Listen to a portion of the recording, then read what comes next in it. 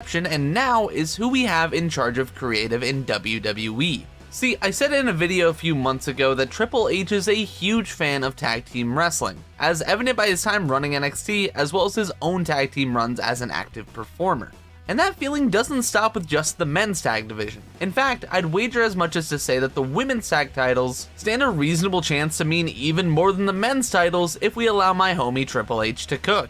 So, that being said, today in this video, I'm going to present you with several examples and reasons why I believe Triple H is gonna save the Women's Tag Team Championships. If you agree or disagree right off the bat, let me know in the comments down below. And let me know by the end of the video if I change your mind. And while you're headed down that way, it would help me out a ton if you consider leaving a like on the video, as well as subscribe for more videos just like this one. Alright, so to talk about how the titles are gonna be saved in the first place, let's briefly take a few minutes to overview what exactly Trips is saving the titles from. First and foremost, let's talk about history. The WWF Women's Tag Team Championships were originally created in May of 1983. However, in February of 1989, the titles were retired due to a lack of teams available to compete over said championships. In 2012, there were teasers on WWE.com talking about resurrecting the titles, specifically to see how the division would have looked in that year, as well as the Bellatons specifically mentioned in interviews that they would love to see the WWE introduce Divas Tag Team Championships. A few years later, in 2018, Stephanie McMahon would also be questioned about the titles and if they would ever exist, before saying, and I quote,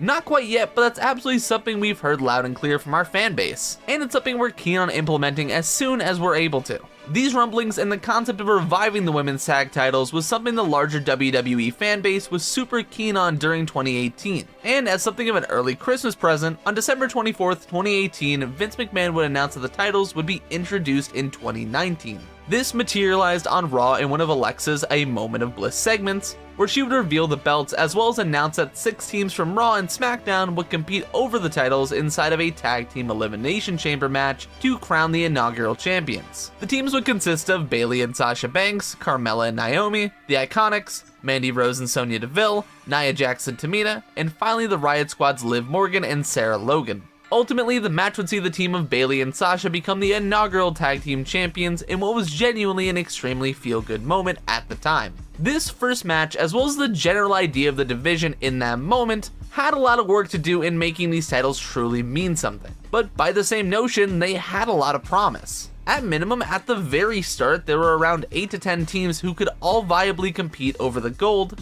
with some more tag-specific acts in there at the time. More particularly, I'm talking about the Iconics, who pretty much screamed heel women's tag team champions from the moment they entered the WWE system. This was the initial foundation of the division, and over the years, several tag teams have sprouted up to lay claim to the titles. If you were just looking at the lineage of the main roster tag titles, they've seen a total of 19 different teams who've held the gold, with the longest reigning champions being the Kabuki Warriors during their initial reign lasting 172 days. In addition to that, Asuka has held the titles on 4 separate occasions. Twice with Kairi, of course, once with Alexa Bliss, and once with Charlotte Flair. However, during both times where she was with the Blondes, they were essentially just Franken teams. And what I mean by that is that they were just 2 women shoved together with Asuka, making for less of a tag team and more of just 2 singles acts working together and tagging out every so often. I use Asuka as the example here because it's a convenient segue, but generally speaking, the division for a large part of its history, including its inception which I just talked about, was a bunch of singles acts meshed together. Now, we've seen this a number of times in the men's tag division as well, however that sort of thing was significantly more common during the Vince McMahon regime. You see teams like Seth Rollins and Jason Jordan as Raw Tag Champs. And generally speaking, at that time, those titles weren't something valued super highly. Instead, they came to feel like props, which by technicality, all championships technically are just props until value is instilled into them. In the case of the men's titles, after Trips took over and the Usos were the undisputed tag champions, I'd argue that in my lifetime, the titles have never felt bigger. Was that partly because the Usos were on a generational and longest tag team reign in history? Maybe. Was that partly because the Bloodline story was the biggest thing in wrestling at the time? Also, maybe.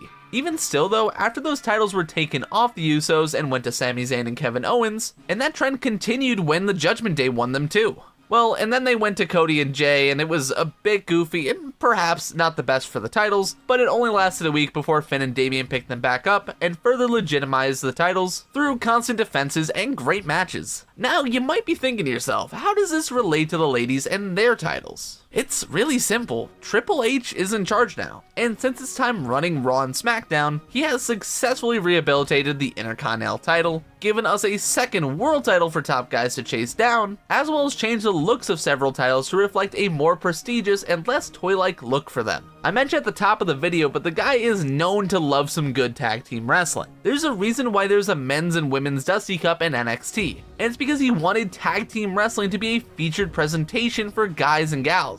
Outside of that even, think of Black and Gold era NXT with Undisputed Era, DIY, The Revival, AOP, American Alpha, War Raiders, Sanity, and the Street Profits. There are several combinations of these names that put on genuinely timeless classic tag team matches. The Revival versus DIY at TakeOver Toronto in that 2 out of 3 falls match is, in my opinion, up there as one of the very best tag team matches in wrestling history, just full stop. So because of this apparent love for tag team wrestling, I believe it stands to reason that he'll look to do the same in the women's tag division. And arguably, I think he's already been doing that. The number of actual teams since he's taken over has generally increased, with the current division shaping out to have around 8 proper teams on the main roster, as well as a couple of tandems which don't really feel like a full team, but they're at least there to kind of fill out slots. Those teams that actually feel like intentional and proper women's tag teams with at least some element of chemistry include the Kabuki Warriors, Isla Dawn and Alba Fire, Katana Chance and Kaden Carter, Ivy Nile and Maxine Dupree, Chelsea Green and Piper Niven, Indy Hartwell and Candice LeRae, Shayna Baszler and Zoe Stark, and finally our new women's tag team champions Jade Cargill and Bianca Belair. And to give you some context as to how significant a change it was from when Tripp started taking over creative to now, when he initially took the reins, the only one of these teams that was really together was Chelsea and Piper. Prior to that, we had many more cases of a pair of singles wrestlers being a tag team for whatever reason, and for whatever reason, those teams would commonly only be together for a short little while and probably in that little while still win the gold, such as the likes of Nikki Ash and Rhea when they were tag champs, and Zelina and Carmella even. I'm not saying any of those acts are bad individually, but they lack the feeling of being a cohesive tandem. Whereas the teams I mention as the current day tag division do feel much more like proper teams. Now that there's a foundation in place which Trips has been gradually establishing for the past year or so, what do we do now and how do we grow the division into something potentially incredible? It's really simple. Keep doing what they've already been doing. If the general trajectory for the division is to just keep building and creating teams with chemistry that feel like actual tag teams, that's going to go super far by itself. An additional thing is just having common defenses, where the titles are just chased down by the entire division as a proper set of prizes. And regarding the champions themselves, it's often been said that the title doesn't make the woman, and rather that the woman makes the title. And in the case of the tag championships, that sentiment is arguably even more true than ever. These titles have been abused for years by this point, to where their prestige is basically non-existent. But by doing things like further establishing the division and showcasing them more on pay-per-views, like how they were featured at Backlash when Jade and Bianca won them, it will innately make them feel like a premier championship that is well worth fighting for. But those are just my thoughts. Are the women's tag titles a lost cause, and should we simply concede that they're not going to work out, and instead just replace them with mid-card titles? Or is Trips going to be able to dig them out of the hole with the likes of Jade Cargill and Bianca Belair leading the division as champs? Let me know what you think in the comments down below, and hey ho, while you're headed down that way, it would be amazing. Hey, thank y'all for watching.